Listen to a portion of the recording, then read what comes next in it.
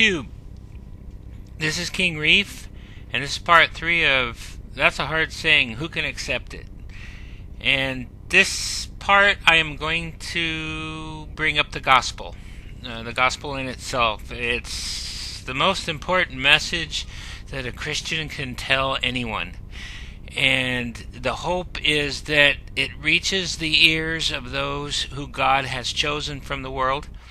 And the hope is that the person who is chosen by God from the world to be a part of His kingdom will respond. They would treat the message as being valuable. All Christians that know what Christianity is about will want to say, God used me. I was able to be effective in a place where this message is not welcome. The message is life. The message is death is not the end.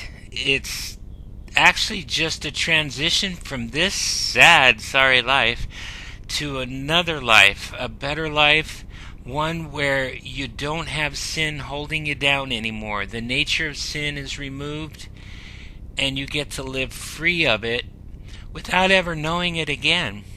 You don't have to go through eternity laying in a grave.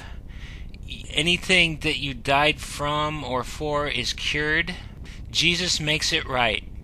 And Jesus makes it right because He is the peace that we can have with God. He represented the law of Moses, fulfilled it, died on the cross, even though the promise was, if you live by the law, you'll live. You'll have earned your way to salvation. Well, nobody could do that. Jesus was the only one who could live through this earth and not sin, uphold the law of Moses. He knew what it meant better than anyone else, yet He still died as a sacrifice for the sins of all those who couldn't live by the law.